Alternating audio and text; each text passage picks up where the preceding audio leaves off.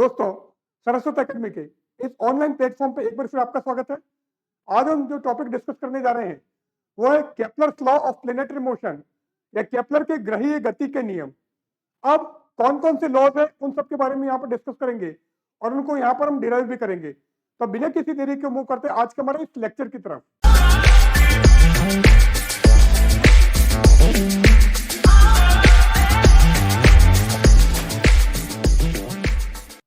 Now अब इन सारे laws को हमको डिराइव करना है, इनका हमको निगमन करना है, इनको व्युत्पन्न करना है। तो डेरिवेशन के लिए क्या करेंगे,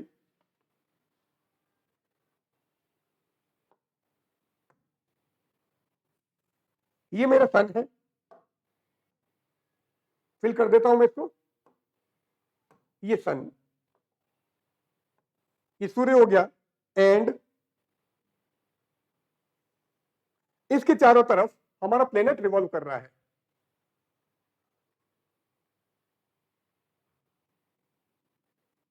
हमने प्लेनेट का पाथ मान लिया। किसी टाइम पर जो प्लेनेट है वो यहां पर है, ये हमारा प्लेनेट, क्लियर है। अब इसका जो पोलर कोऑर्डिनेट है,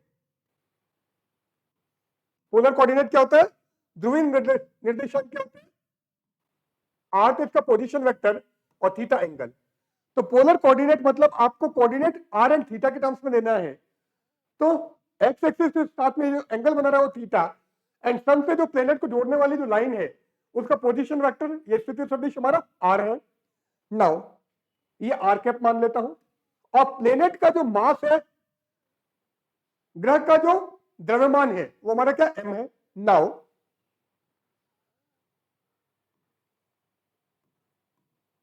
v इसकी लीनियर वेलोसिटी, या v क्या है, इसके लीनियर वेलोसिटी या रेखीय वेग है। नाउ न्यूटन्स लॉ की अगर हम बात करें तो from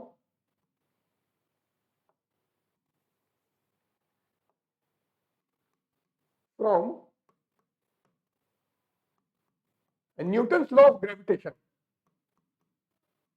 Newton's law of gravitation हमने डिस्कस किया हुआ है, पूरा चैप्टर हमने लिया था न्यूटन के गुरुत्वाकर्षण के नियम से। गुरुत्वाकर्षण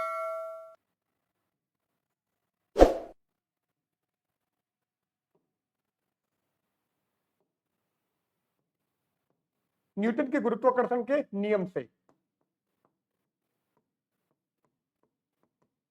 अब न्यूटन लॉ ऑफ ग्रेविटेशन क्या है, F equal to M G, F equal to M में होता है एक्चुअल में, वो तो हमारा सिंपल न्यूटन लॉ है। लॉ ऑफ ग्रेविटेशन की बात कर रहे हैं तो F equal to G M one M two upon R square. Now sun का मास में एम मान लेता हूं, कैपिटल एम, तो F equal to minus G M M upon R square into R cap, ही आ गया। अब माइनस क्यों है, क्योंकि सन और प्लेनेट के बीच में हमेशा अट्रैक्शन फोर्स होगा, आकर्षण बल होगा, इसलिए मैं नेगेटिव लगा दिया। अब इसको इक्वेशन 1 कर दो, but F equal to M में से अगर मैं लूं तो एफ इक्वल टू एम, और ए हमारा था एक्सेलरेशन, और ए मैंने कहा था क्या होता है, a r r cap plus a theta theta cap, ये है। पर अगर आप सेंट्रल फोर्स की बात करोगे, चलो ए हम पूरा लिख देते हैं पहले, तो ये हो गया एम ए आर और ए थीटा दोनों की वैल्यू में रख रहा हूं, तो d two are by D T two minus R D theta by D T का होल स्क्वायर, ये तो हमारा ए आर, साथ में आर कैप लगा दो, प्लस एम, वापस पूरे को एम से मल्टीप्लाई करना है, ये भी एम से मल्टीप्लाई और इसको भी एम से मल्टीप्लाई कर रहे हो, तो ए आर तो मैंने लिख दिया, अब ए थीटा भी लिख देता हूं। तो 1 by R D by D theta of r square D theta by D t and theta cap, ये आ गया। इसको कर दो इक्वेशन नंबर 2। अब इक्वेशन 1 तो हमारी ये हो गई, इक्वेशन 2 ये हो गया। दोनों ही आपको फोर्स की वैल्यू दे रहे हैं, दोनों किसका मान दे रहे हैं, बल का मान। तो दोनों को कंपेयर कर देते हैं, दोनों को क्या कर देते हैं, दोनों की तुलना कर देते हैं। सो पहले मैं दोनों को इक्वल कर देता हूं। So from equations 1 and 2, from equations 1 and 2, समीकरण 1 तथा 2 से क्या आ जाएगा, minus G M M by are square R cap is equal to, पूरा लिख देता हूं, M D two are by D T two minus R D theta by D T का whole square R cap plus M 1 by R D by D theta of r square D theta by D t theta cap, ये आ गया। अब आप क्या करोगे, r cap and theta cap के coefficient को कंपेयर करोगे, आर कैप तथा थीटा कैप के गुणांकों की हम तुलना करेंगे, कंपेयर कर लेते हैं। सो कंपेयरिंग, ये इक्वेटिंग लिख देता हूं, बाय इक्वेटिंग, कंपेयरिंग लिख दो, इक्वेटिंग लिख दो, चलो कंपेयरिंग लिख देते हैं। By comparing the coefficients of r cap and theta cap, Hindi में लिख देते हैं, आर कैप तथा थीटा कैप के गुणांकों की तुलना करने पर, गुणांकों की तुलना करने पर कंपेयर कर दे। तो पहले हम आर कैप के कोएफिशिएंट लेते हैं। तो यहां पर तो आर कैप का कोएफिशिएंट क्या होगा, M D two are by D T two minus R D theta by D T का होल स्क्वायर, और इधर क्या होगा, minus G M one G capital M small M are square. और अगर थीटा कैप का कोएफिशिएंट लोगे तो राइट हैंड साइड में तो आपका ये है, लेफ्ट हैंड साइड में जीरो है। तो पहले हम थीटा कैप का ले लेते हैं, चले। तो अगर मैं थीटा कैप का लूं तो वो क्या आएगा, m 1 by R D by D theta of r square D theta by D t, और लेफ्ट में क्या है, जीरो। अब m उसके नीचे चला जाएगा, तो m को नीचे भेज देते, तो ये क्या हो गया, m बाई आर को भेज दो, तो d by D theta of r square D theta by D t equal to zero, ये आ गया। अब हम क्या कर देते हैं, इंटीग्रेशन कर देते हैं। तो जैसे आप इंटीग्रेशन करोगे तो ये क्या हो जाएगा, तो बाय इंटीग्रेटिंग, ये समाकलन करने पर, तो जैसे समाकलन किया क्या गया, r square D theta by D t equal to constant, ये आ गया। अब हमने बोला था कि एम वी आर की वैल्यू कांस्टेंट होती है, उन्हीं ऑर्बिट के अंदर प्लेनेट हमारा घूमेगा। तो ग्रह केवल उन्हीं कक्षाओं में घूम सकता है जिसके लिए कोणीय संवेग नियत रहता है, एंगुलर मोमेंटम कांस्टेंट रहता है। और एंगुलर मोमेंटम कोणीय संवेग क्या होगा, एम वी आर, जिसको आर थीटा में लिखते हो तो वो क्या जाता है, m are square D theta by D t. तो ये एक्चुअल में क्या बता रहा है, ये यही बता रहा है कि एंगुलर मोमेंटम हमारा कांस्टेंट है, कोणीय संवेग हमारा नियत है। सो इट रिप्रेजेंट्स, ये क्या बता रहा है, ये बता रहा है law of conservation of angular momentum, law of conservation of angular momentum, angular momentum क्या बता रहा है, कोणीय संवेग संरक्षण का नियम, कोणीय संवेग संरक्षण का नियम।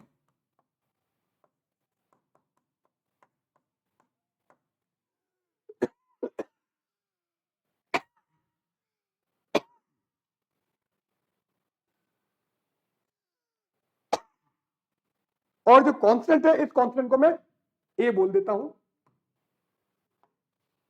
लास्ट वाली जो इक्वेशन है इसको हम इक्वेशन 3 कर देते हैं,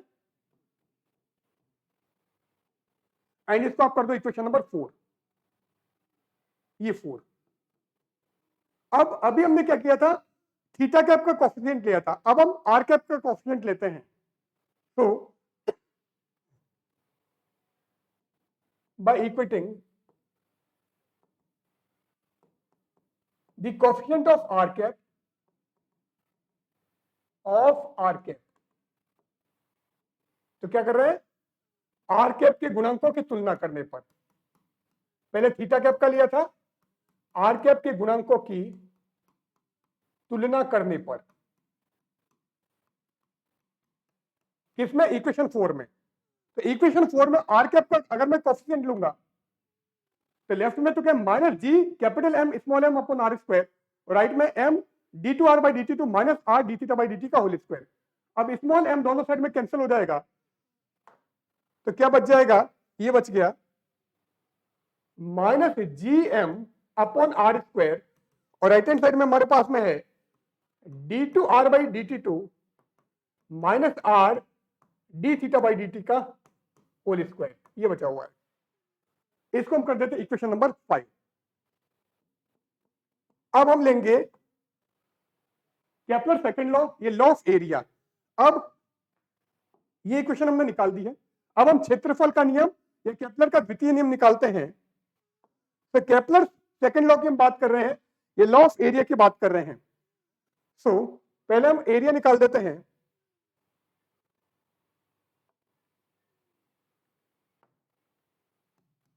the area traveled by the particle of mass m, particle of mass m, क्या मतलब हुआ, m द्रव्यमान के कण, m द्रव्यमान के कण द्वारा तय किया गया क्षेत्रफल, तय किया गया क्षेत्रफल। तो एरियल वेलोसिटी निकालनी है, ये क्षेत्रीय चाल निकालनी है, तो पहले क्षेत्रफल निकालोगे और क्षेत्रफल को आप टाइम से डिवाइड कर दोगे तो आपको एरियल वेलोसिटी मिल जाएगी, क्षेत्रीय चाल मिल जाएगी।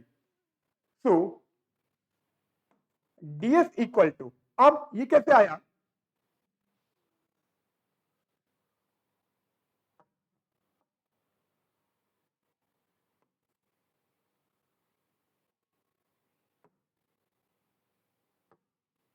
अब ये हमारा सन था, ठीक है, एंड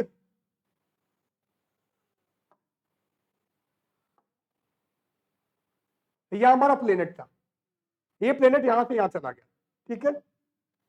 अब हो क्या रहा है, पहले यहां था फिर ये यहां गया, तो इसका एरिया कितना आया वो हमको निकालना है। ये हमने आर माना था, एंड ये जो एंगल है इस एंगल को मैं मान लेता हूं डी थीटा, ये तो थीटा था, यहां से यहां पे चला गया, ये हमने डी थीटा मान लिया। अब अगर मेरे को क्षेत्रफल निकालना है, एरिया निकालना है, तो एरिया क्या होता है, अगर हम ट्रायंगल के एरिया की बात करेंगे या त्रिभुज के क्षेत्रफल की बात करेंगे तो हाफ बेस इंटू हाइट, आधार इंटू ऊंचाई पर 2। तो अब अगर डी थीटा हमारा कम है, बहुत छोटा है, तो उस केस में ये हमारा क्या बन गया, ट्रायंगल बन गया, एक त्रिभुज बन गया। तो ये कितना आ गया, ये आ गया आर डी थीटा, ये तो ऊंचाई तो आर डी थीटा और बेस हमारा आधार क्या हो गया आर, तो ये हो गया half r into r D theta, मतलब क्या हो गया 1/2 आर स्क्वायर डी थीटा, ये आ गया।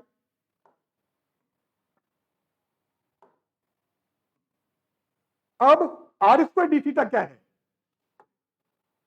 R square D theta by D t हमारा ए है, तो अब मैं क्या करता हूं, इसको डी टी से डिवाइड कर देता हूं, तो ds बाई डी टी क्या हो जाएगा, half r square D theta by D t, and इसकी वैल्यू हमारे पास में क्या, ए, कहां से हम ले रहे हैं, ये हमारी है इक्वेशन नंबर 4 से, ये कहां से लिया, using equation 4, using equation 4।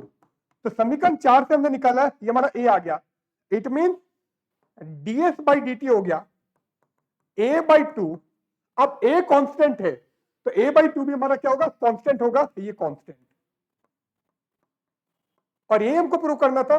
ds by D T का क्या मतलब है, ये हमारा एरियल वेलोसिटी या क्षेत्रीय चाल, तो क्षेत्रीय चाल हमारी क्या हो गई, कांस्टेंट है, नियत है, और ये हमारा क्या, this is Kepler second law, Kepler second law या लॉ ऑफ एरिया, केपलर का द्वितीय नियम या क्षेत्रफल का नियम, उसके अकॉर्डिंग क्या है, एरियल वेलोसिटी या क्षेत्रीय चाल नियत रहती है, कांस्टेंट रहती है।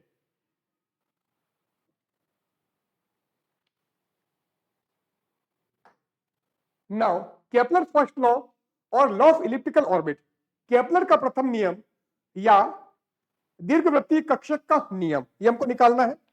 अब हमारी जो इक्वेशन है, इक्वेशन 5 क्या है, d2r by dt2 minus r d theta by dt का whole square equal to minus gm by r square. तो इसको मैं ले लेता हूं, तो इक्वेशन 5 हम लेते हैं, इक्वेशन 5 हमारा है d2r by dt2 minus r d theta by dt का whole square is equal to minus gm upon r square. ये आ गया।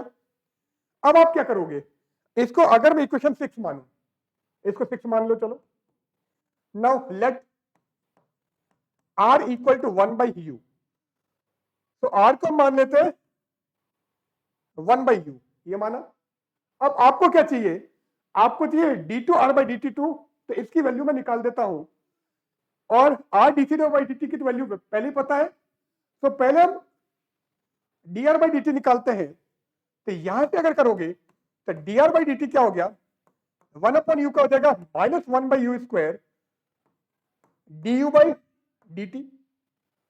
अब हम थीटा से d थीटा से मल्टीप्लाई डिवाइड करें तो minus 1 by you square du by D theta into D theta by dt, ये आ गया।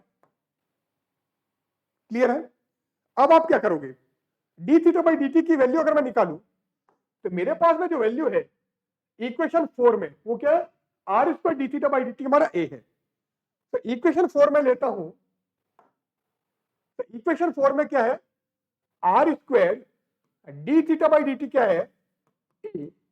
इट मींस यहां से डी थीटा बाई dt अगर निकालना चाहोगे तो यह आ जाएगा ए बाई आर स्क्वायर।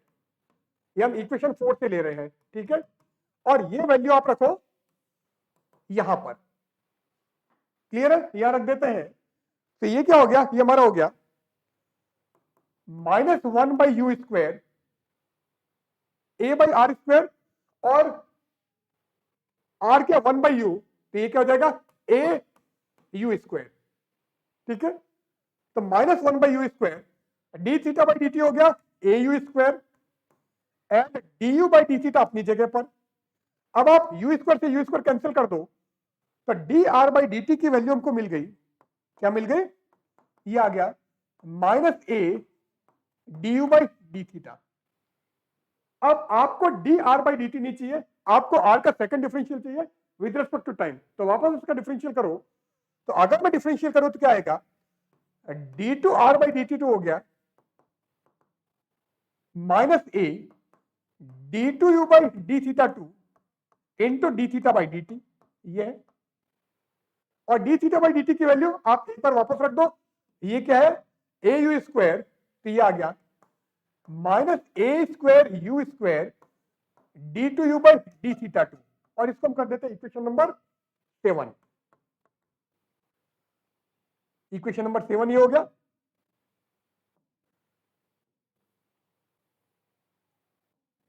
तो दिस इज इक्वेशन नंबर 7। अब 7 से वैल्यू आप इसमें रखोगे, and D theta by D T की वैल्यू भी पता है तो वो भी रखेंगे। तो इक्वेशन 6 में हम वैल्यू रख देते हैं, तो 6 में वैल्यू रखो तो ये हो गया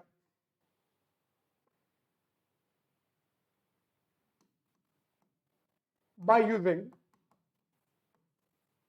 किससे वैल्यू रख रहे हो, एक तो आप रख रहे हो इक्वेशन 7 से, और साथ में हम D theta by D T की वैल्यू भी रख देते हैं। इसको नंबर में डाल देता हूं, इसको आप 7 करो, चलो ये 7 और इसको कर देता हूं 8। So by using 7 and 8 in 6, by using equations 7 and 8 in 6, तो समीकरण 7 तथा 8 से मान 6 में रखने पर रख देते हैं। तो minus A square U square D two U by D theta two, ये तो क्या हो गया D two U by D theta to.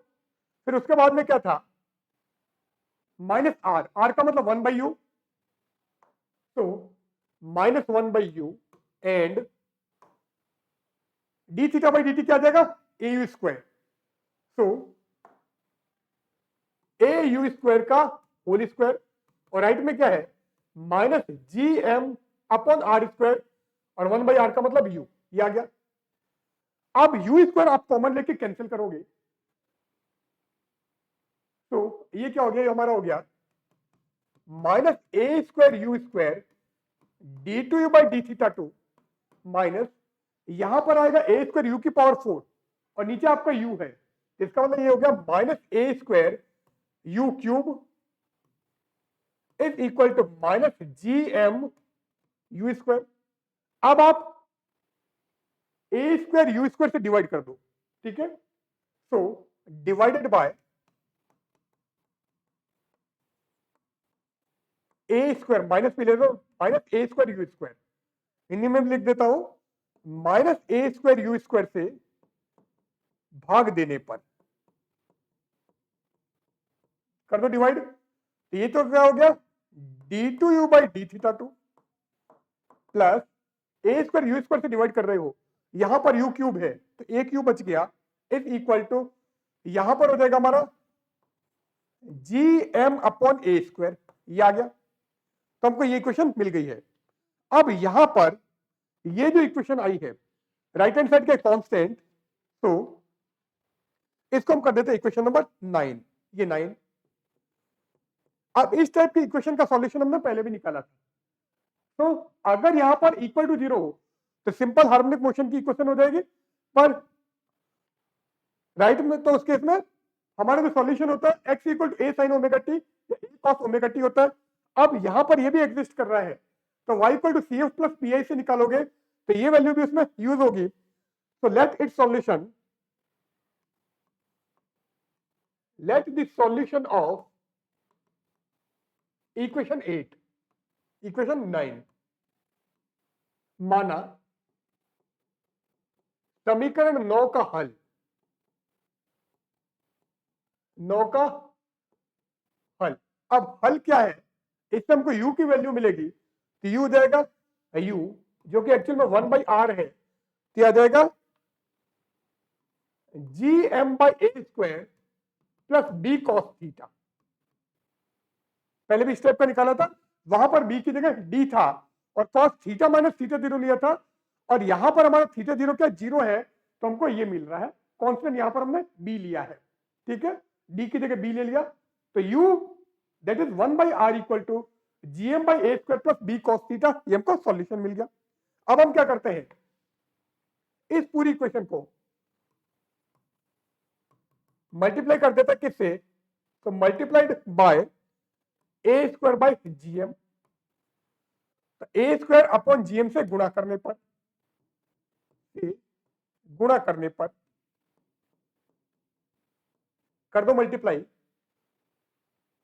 तो जैसे a² बाई gm से मल्टीप्लाई करोगे ये हो गया a² by gm upon r equal to 1 plus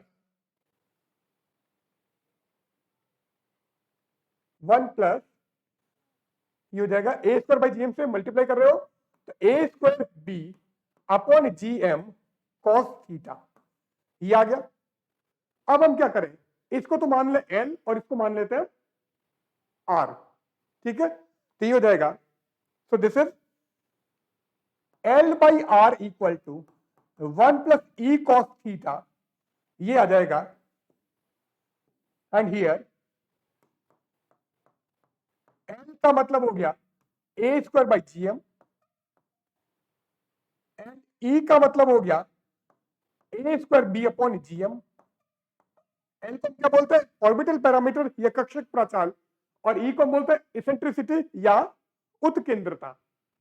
अब हम इलिप्टिकल पाथ की बात कर रहे हैं, तो ये हमारी इक्वेशन किसकी आई है, इक्वेशन ऑफ कॉनिक सेक्शन। तो ये जो हमारी इक्वेशन है, इक्वेशन ऑफ कॉनिक सेक्शन,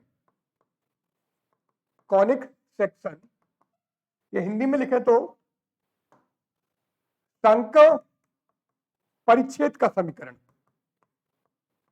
संकव परिच्छेद का समीकरण, ये हमको मिल गया है। ठीक है, अब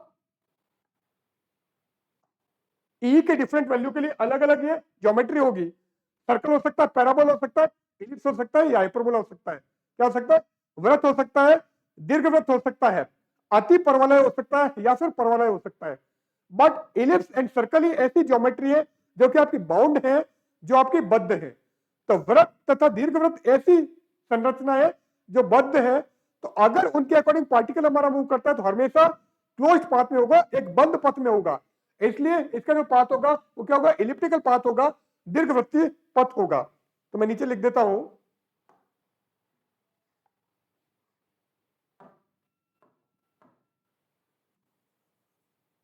ellipse and circle are only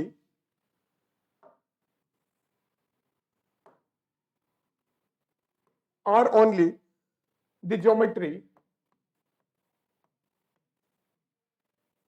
which has closed path, which has closed path. दीर्घवृत्त तथा वृत्त ही ऐसी ज्यामिति है, ऐसी ज्यामिति है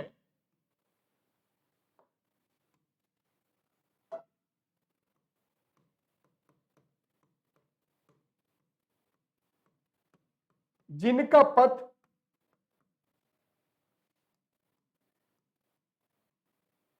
बंद पथ होता है।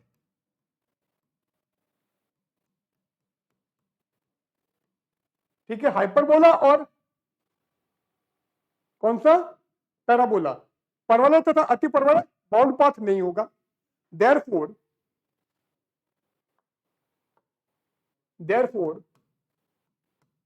the locus of the particle around the sun will be an ellipse, and the sun will be at its focus,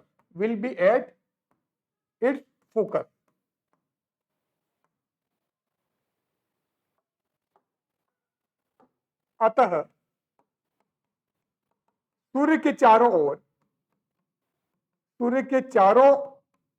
ओर कण का पथ, पार्टिकल का मतलब क्या है? प्लेनेट। कण का पथ दीर्घवृत्तीय पथ होगा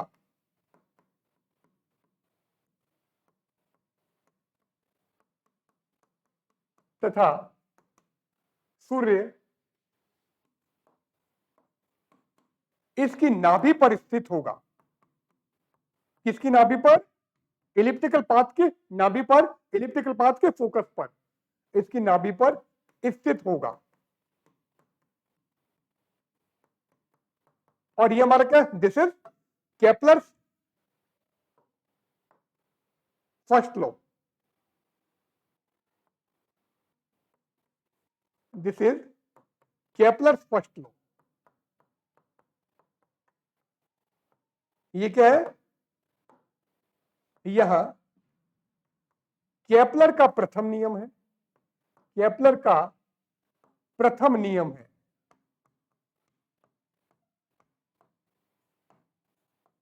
ठीक है, हमारा फर्स्ट लॉ आ गया। आगे बढ़ते हैं। नाउ केपलर थर्ड लॉ और हार्मोनिक लॉ और लॉ ऑफ पीरियड। केपलर का तृतीय नियम या आवर्त नियम, इसको लेते हैं।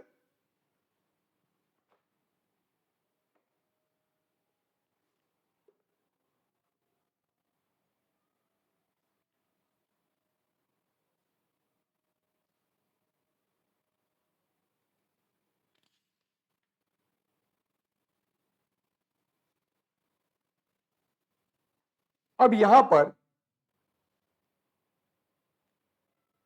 ए को मैं मान लेता हूं semi major axis of elliptical path. ये क्या है? दीर्घवृत्तीय पथ, दीर्घवृत्तीय कक्ष का या दीर्घवृत्तीय पथ का अर्ध दीर्घ अक्ष। तो लिख दो यहां पर दीर्घवृत्तीय पथ का अर्ध दीर्घ अक्ष। ये हो गया। अब बी की बात करते हैं। बी हमारा semi minor axis of ellipse, semi minor axis of elliptical path, elliptical path. तो दीर्घवृत्तीय पथ का अर्ध लघु अक्ष, दीर्घवृत्तीय पथ का अर्ध लघु अक्ष, ये हमारा बी। अब अगर एल हमारा सेमी लेटरस रेक्टम है, अभी तक हम एल लेते आ रहे हैं, तो एल हमारा क्या है? एल है सेमी लेटरस रेक्टम, अर्ध नाभिलंब, अर्ध नाभिलंब। तो एल ए एंड बी में रिलेशन है, वो क्या है? L is equal to B square by A. ये एल ए एंड बी में रिलेशन है, बट हमारा एल क्या आया है? L equal to A square by G M. इसको हम काम में लेंगे, but L equal to A square by G M ये है। तो आप इन दोनों को कंपेयर कर लो। तो इसको अगर मैं इक्वेशन 1 लू और इसको मैं 2 लू, सो 1 और 2 को हम कंपेयर कर रहे हैं। तो from 1 and 2, therefore from equation 1 and 2 क्या आ गया? B square by A equal to A square by G M, ये आ गया। अब आप यहां से बी स्क्वायर बाई ए, ठीक है। अब हम टाइम पीरियड निकालते हैं, किसका? प्लेनेट का सन के चारों तरफ। तो टाइम पीरियड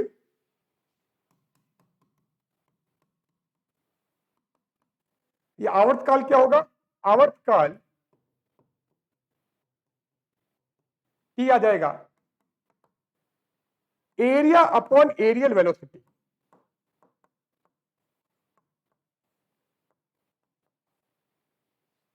क्या हो गया?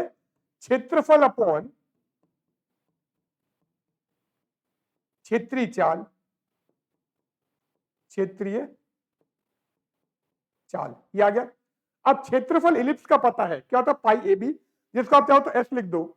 ये आ गया pi A B, and areal velocity हमने निकाली है, क्षेत्रीय चाल हमने निकाल रखी है। एरियल वेलोसिटी हमारी जो थी वो क्या थी?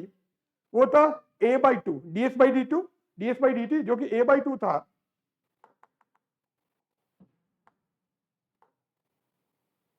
सो pi A B upon A by two, ये आ गया। अब हम इसको ऊपर लेके चले जाते हैं, ये हो गया 2 पाई ए बी अपॉन ए, ये आ गया। अब आप इसका स्क्वायर कर दो, स्क्वायर कर दे। तो अगर हम स्क्वायर करें तो ये क्या हो जाएगा? तो T square equal to 4 pi square A square B square upon capital A square, ये आ गया। अब हमको यहां से अगर मैं वैल्यू निकालूं, किसकी निकालूं? यहां से मैं निकाल देता हूं B square by A square. तो B square by A square हो जाएगा हमारा ए अपॉन जी एम, ठीक है। तो अब हम क्या करते हैं, ये जो वैल्यू है ये मैं यहां पर रखता हूं। तो टी क्या हो गया? T square equal to 4 pi square A square and B square by A square की जगह आप रख रहे हो ए अपॉन जीएम, ये रख दिया तो हमको क्या मिल गया, A square is equal to 4 pi square upon G M A cube. अब ये पूरा हमारा कांस्टेंट है, नियतांक है, क्योंकि पाई कांस्टेंट होता है, जी ग्रेविटेशनल कांस्टेंट है, गुरुत्वीय नियतांक है, और एम सन का मास है, सूर्य का द्रव्यमान है। तो यहां से हमको क्या मिल गया, A T square directly proportional to A cube, और ये क्या है, this is Kepler third law. ये हमारा केपलर का तृतीय नियम है, केपलर थर्ड लॉ, जिसको हम लॉ ऑफ एरिया भी कहते हैं। तो इसी के साथ आज का हमारा चैप्टर एंड होता है। आज हमने केपलर्स लॉ के बारे में डिस्कस किया है, केपलर्स के तीनों लॉज हमने लिए हैं और उसका डेरिवेशन भी हमने किया है। तो इसी के साथ आज का हमारा लेक्चर एंड होता है और ये चैप्टर भी हमारा एंड होता है। तो अगर आपको ये सारे टॉपिक फुल मोड में चाहिए तो हमारा जो ऐप है सरस्वती एकेडमी, जिसका लिंक हमने डिस्क्रिप्शन बॉक्स में दे रखा है, वहां आप डाउनलोड कीजिए, वहां पर आपको ये सारे लेक्चर्स मिल जाएंगे। आपका जो ये आपका जो फोल्डर है, माई कोर्सेज का जो फोल्डर है, वहां पर आप फर्स्ट ईयर या फर्स्ट सेमेस्टर मैकेनिक्स देखना, वहां पर आपको ये सारे कंटेंट मिल जाएंगे। तो अगले चैप्टर में हम फिर मिलते हैं। आप इस वीडियो को लाइक कीजिएगा, शेयर कीजिएगा, और अगर आप हमारे चैनल पर नए हैं तो चैनल को सब्सक्राइब जरूर कीजिएगा, जिससे जो भी हम नए नए कंटेंट अपलोड करें सबसे पहले आपके पास में पहुंचे। तो बहुत जल्दी मिलते हैं नए टॉपिक के साथ में, तब तक के लिए गुड बाय।